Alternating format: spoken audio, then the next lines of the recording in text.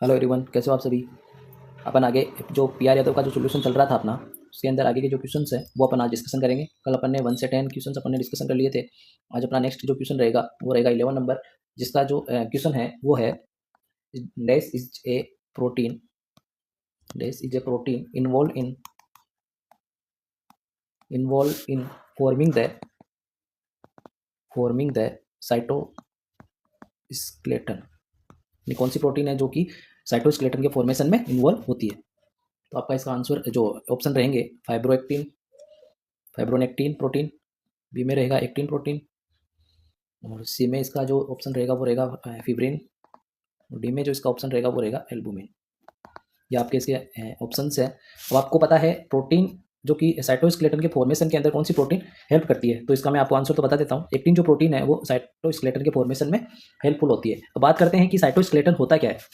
जो कि साइटोस्केलेटन होता क्या है, साइटोस्केलेटल क्या होता है, ये एक सेल की जो फ्रेमवर्क है यानी कि स्ट्रक्चर जो प्रोवाइड करता है वो होता है साइटोस्केलेटल। जो कि इंटरनल जो स्ट्रक्चर है वो प्रोवाइड करता है, उसको अपन साइटोस्केलेटल कहते हैं। फिर ये क्या काम करता है साइटोस्केलेटल जो सेल है उसकी शेप को मेंटेन करने का काम करती है, और इसका जो जो भी सेल के अंदर जो चेंजेज होते हैं उसके अंदर भी ये साइटोस्केलेटन हेल्प करता है। फिर अपन बात करते हैं कि जो इसमें जो एक्टिन प्रोटीन है वो इसमें साइटोस्केलेटल में पाई जाती है। ठीक है, कौन सी प्रोटीन पाई जाती है, एक्टिन प्रोटीन, जो कि क्या करती है, जो सेल है उसकी क्या करते हैं शेप और जो इसका मूवमेंट्स है उसको वो मेंटेन करने का काम करती है एक्टिन प्रोटीन। ठीक है, फिर नेक्स्ट अपन बात करते हैं ये एक्टिन प्रोटीन है वो एज ए कॉन्ट्रेक्टाइल प्रोटीन के रूप में भी ये काम करती है। ठीक है, जो कि क्या करते हैं, जो सार्कोमियर्स होते हैं मसल टिश्यू के अंदर उसको बनाने का काम भी ये करती है। मसल टिश्यू के अंदर जो सार्कोमियर्स जो होते हैं उनको बनाने का ये काम भी करती है। तो एक्टिन प्रोटीन क्या है, कॉन्ट्रेक्टाइल प्रोटीन भी है। तो ये था आपका ये आज का पहला क्वेश्चन। फिर नेक्स्ट अगला क्वेश्चन की अपन बात करते हैं। तो अगला क्वेश्चन है steroid synthesis occur with in which the following structure. यानी कि जो स्टेरॉइड का सिंथेसिस है वो कहाँ पे होता है, कौन सी स्ट्रक्चर में होता है। तो इसके आपके ऑप्शंस में अपन इसकी बात करें तो पेरोक्सिसोम, फिर माइटोकॉन्ड्रिया, फिर अपन बात करते हैं इसमें गोल्जी अपरेटस, और नेक्स्ट आपका ऑप्शन रहेगा नन ऑफ दीज। ठीक है, तो जो स्टेरॉइड का सिंथेसिस होता है वो मेनली किस कहाँ होता है, जो आपकी ईआर है एंडोप्लाज्मिक रेटिकुलम है, वो भी दो प्रकार की होती है, एक रफ होती है और एक होती है स्मूथ। ठीक है, तो ये जो स्मूथ वाली है वो इसकी जो मेन साइट रहती है स्टेरॉइड के सिंथेसिस के लिए, यानी लिपिड के सिंथेसिस के लिए ये है वो मेन साइट होती है। लेकिन अपने ऑप्शन में एंडोप्लाज्मिक रेटिकुलम कहीं नहीं दिया रखा है, तो इसमें जो माइटोकॉन्ड्रिया है वो भी एक स्टेरॉइड सिंथेसिस की एक साइट है। तो अपने इस ऑप्शन के आधार पर जो इसका माइटोकॉन्ड्रिया है वो इसका राइट आंसर रहेगा। ठीक है, अगर इसमें ऑप्शन में माइटोकॉन्ड्रिया भी होता और एंडोप्लाज्मिक रेटिकुलम भी होता तो आपको जो स्मूथ जो एंडोप्लाज्मिक जो रेटिकुलम है वो आपको आंसर चूज करना होता। ठीक है, तो इसमें जो स्टेरॉइड का सिंथेसिस है वो किसमें होता है, आपको पता है स्मूथ एंडोप्लाज्मिक रेटिकुलम में इसका होता है। ठीक है, ये था आपका अगला क्वेश्चन। फिर अपन नेक्स्ट अगले क्वेश्चन की अपन बात करते हैं इसमें। तो आपका अगला क्वेश्चन जो रहेगा aqueous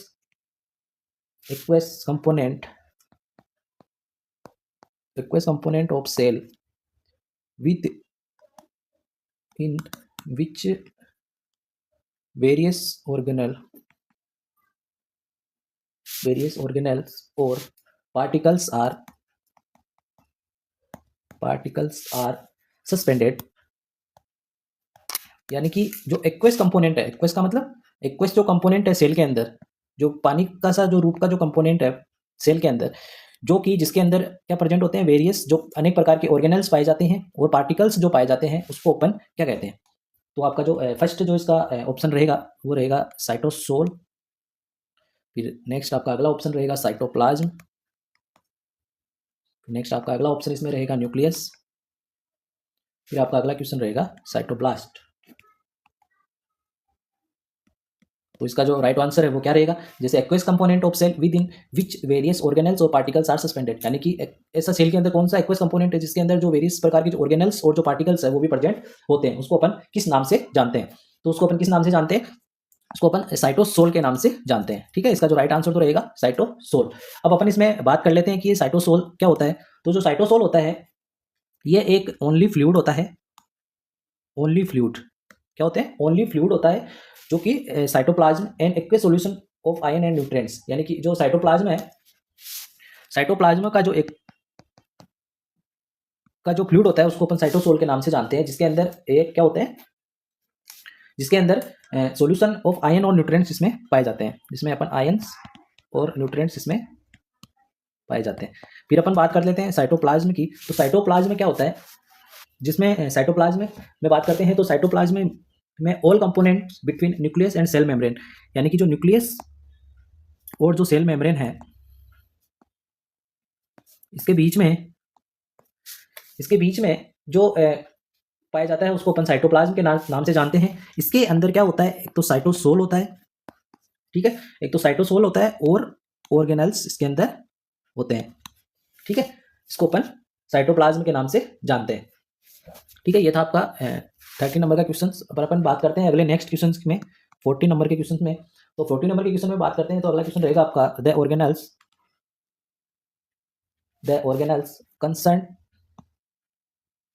concerned with the metabolic process are present inside the,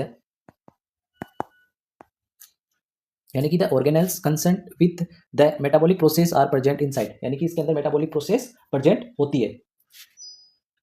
तो इसमें जो ऑर्गेनल्स के अंदर, तो इसका जो अपना राइट आंसर जो रहेगा वो रहेगा साइटोप्लाज्म।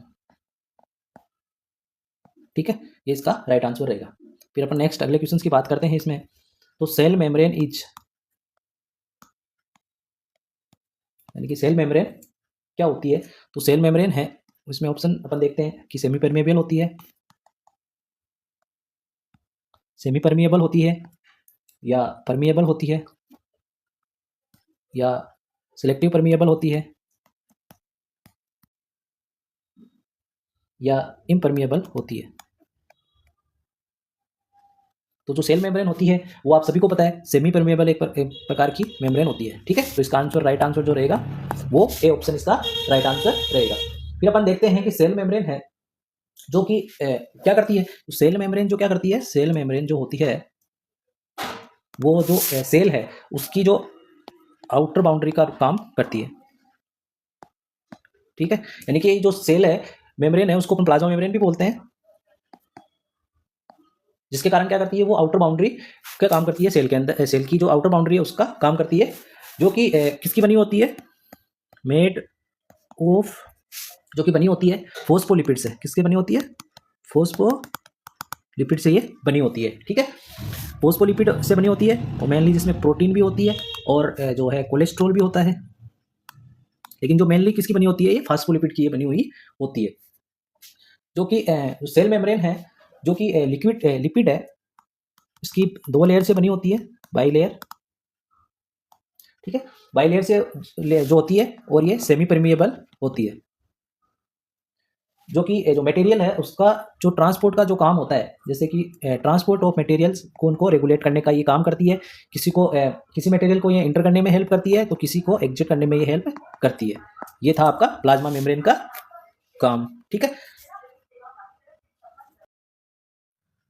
फिर अपना जो अगला नेक्स्ट क्वेश्चन जो रहेगा वो है protein that are to be used outside the cell are synthesise, यानी कि जो प्रोटीन है जो कि यूज होती है आउटसाइड द सेल, जिसको कौन सिंथेसाइज करता है। तो मैंने आपको पहले भी बताया था, जो एंडोप्लाज्मिक रेटिकुलम है वो प्रोटीन के सिंथेसिस में हेल्प करता है। जो रफ है, जो रफ वाली जो एंडोप्लाज्मिक रेटिकुलम है, जिसके अंदर क्या होता है कि जो राइबोसोम्स होते हैं वो अटैच होते हैं। क्या होते हैं, राइबोसोम है वो आउटर सरफेस पे ये अटैच होते हैं, जिसके कारण ये किसका सिंथेसिस करते हैं, प्रोटीन का सिंथेसिस ये करते हैं। ठीक है, और जो स्मूथ वाली जो ईआर है उसके ये क्या करते हैं, इसके अंदर स्मूथ वाली पे कि आउटर जो सरफेस होती है उसके अंदर जो राइबोसोम्स है वो अटैच नहीं होते हैं, जिसके कारण ये क्या करते हैं, ये लिपिड का जो सिंथेसिस है वो करते हैं। ठीक है, ये था आपका नेक्स्ट क्वेश्चन। फिर अपन अगले नेक्स्ट क्वेश्चन की अपन बात करते हैं। तो अगला जो आपका नेक्स्ट क्वेश्चन रहेगा, protein synthesis is a function of, यानी प्रोटीन सिंथेसिस किसका फंक्शन है। तो इसके अंदर देखते हैं अपन, पहला ऑप्शन स्मूथ ER, दूसरा ऑप्शन रफ ER का मतलब समझ रहे हो ना, एंडोप्लाज्मिक रेटिकुलम। फिर तीसरा आपका ऑप्शन रहेगा गोल्जी अपरेटस, और चौथा इसका ऑप्शन रहेगा माइटोकॉन्ड्रिया। तो अभी अपन ने डिस्कशन किया था कि इसका जो प्रोटीन का सिंथेसिस कौन करता है, जो रफ वाली ER है वो इसका प्रोटीन का सिंथेसिस करती है, ठीक है। माइटोकॉन्ड्रिया को अपन power house of the cell कहा जाता है, और स्मूथ ER है वो स्टेरॉइड के सिंथेसिस में, लिपिड के सिंथेसिस में हेल्प होता है, ठीक है। फिर अपन नेक्स्ट क्वेश्चन की अपन बात करते हैं। तो नेक्स्ट जो आपका क्वेश्चन रहेगा, which one of the following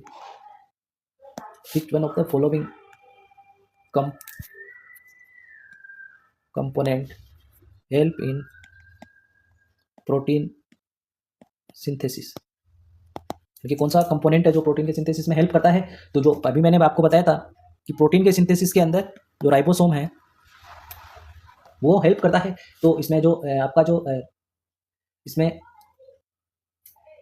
आपका जो ऑप्शंस की अपन बात करें, तो इसके जो ऑप्शंस में साइटोसोल, DNA, राइबोसोम और गोल्जी बॉडी। मैंने इसका आंसर आपको बता दिया है, राइबोसोम है वो कहाँ पाए जाते हैं। जो राइबोसोम्स जो होते हैं वो जो रफ एंडोप्लाज्मिक रेटिकुलम है उसकी बाहरी सतह पे पाए जाते हैं, जो कि प्रोटीन सिंथेसिस में हेल्प करते हैं, ठीक है, समझ में आ गया। फिर अगला आपका नेक्स्ट क्वेश्चन जो रहेगा वो है, which of the following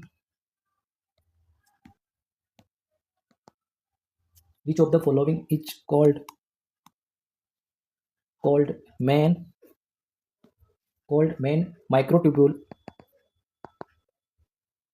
microtubule organizing center, यानी कि MTOC, main microtubule organising centre in animal cell, ये कौन सा होता है। फिर अपन इसके ऑप्शंस की बात कर लेते हैं, माइटोकॉन्ड्रिया, सेंट्रोसोम, तीसरा ऑप्शन रहेगा आपका राइबोसोम, चौथा ऑप्शन आपका रहेगा गोल्जी बॉडी। ये इसके ऑप्शंस है, और जो इसका जो आंसर रहेगा वो रहेगा सेंट्रोसोम है, जो कि मेन माइक्रोट्यूब्यूल ऑर्गेनाइजिंग सेंटर का ये काम करता है। अब सेंट्रोसोम क्या होते हैं, सेंट्रोसोम जो एनिमल सेल्स होती है उनके अंदर जो मेन ऑर्गेनल्स जो होते हैं, जो कि अपने को क्या करते हैं, मेन माइक्रोट्यूब्यूल ऑर्गेनाइजिंग सेंटर का काम ये करते हैं, जो कि जो सेल की जो साइकिल्स होती है, जो सेल की जो साइकिल है, सेल साइकिल है उसको रेगुलेट करने का ये काम करते हैं, ठीक है। और ये था आपका इसका। फिर अगला नेक्स्ट क्वेश्चन देखते हैं, आपका 20 नंबर का जो क्वेश्चन है वो देखते हैं। 20 नंबर के क्वेश्चन में आपसे पूछा गया है, विच medium is suitable for cellular activity, यानी कि सेलुलर एक्टिविटी के लिए कौन सा मीडियम है वो सुटेबल है। तो इसका जो आपका फर्स्ट जो ऑप्शन रहेगा वो रहेगा एसिडिक, दूसरा आपका ऑप्शन रहेगा न्यूट्रल, तीसरा जो आपका ऑप्शन रहेगा बेसिक, और डी ऑप्शन आपका रहेगा ऑल द अबव। तो आप सभी को पता है कि ये जो सेल है वो किस पे काम करती है, बेस पे काम करती है, जिसकी जो पीएच जो अपन मानते हैं बेस की वो रहेगी अराउंड 7.2, इस पीएच पे ये काम करता है। एक्सेप्ट अपन इसमें बात करें तो जो लाइसोसोम जो होता है, लाइसोसोम जो होता है वो है जो कि पीएच है वो 5 के अराउंड वो काम करता है, ठीक है। इसको जो अपन है एक्सेप्ट मान के, बाकी की जो सेलुलर एक्टिविटी है वो सारी कौन सी पीएच पे काम करती है, बेसिक पीएच पे काम करती है, जो कि मेनली 7.2 होती है, ठीक है। फिर नेक्स्ट अपन इसमें अगला क्वेश्चन अपन बात करते हैं 21 का, हाउ मच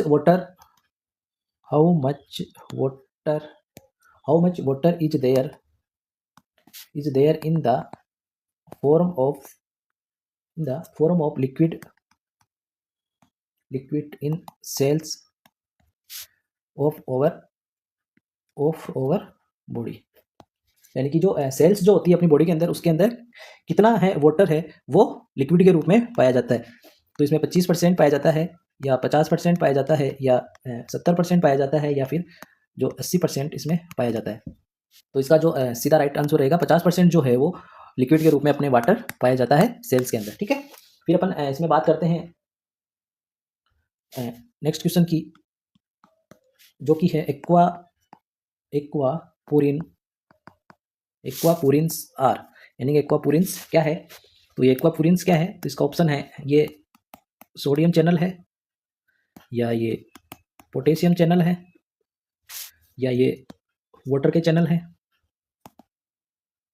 या फिर ये क्लोराइड के चैनल है। तो एक्वापोरियम जो है वो क्या है, एक्वा का मतलब पानी, इससे सबसे ही पता चलता है। तो ये वाटर के जो चैनल्स होते हैं उसको अपन एक्वापोरियम के नाम से जानते हैं, जो कि क्या काम करते हैं। एक्वापोरियम एक सेल मेम्ब्रेन प्रोटीन होती है। ये क्या होती है, एक सेल मेम्ब्रेन की प्रोटीन होती है, जो कि अलाउ करती है वाटर को, क्या करते हैं, अलाउ करते हैं वाटर को flow inside and outside from the cell. ये इनको वाटर को जो है इनसाइड और आउटसाइड जो है सेल को जाने में, पानी को जाने में ये अलाउ करती है। ये था अपना आज के सेशन के क्वेश्चंस। कल अपन डिस्कशन करेंगे डीएनए, आरएनए और क्रोमोसोम्स के बारे में। ठीक है, तो आज का अगर आपको टॉपिक या जो वीडियो है अच्छा लगा तो चैनल को सब्सक्राइब करना, अपने दोस्तों के साथ शेयर जरूर करना और लाइक जरूर करना। Thank you.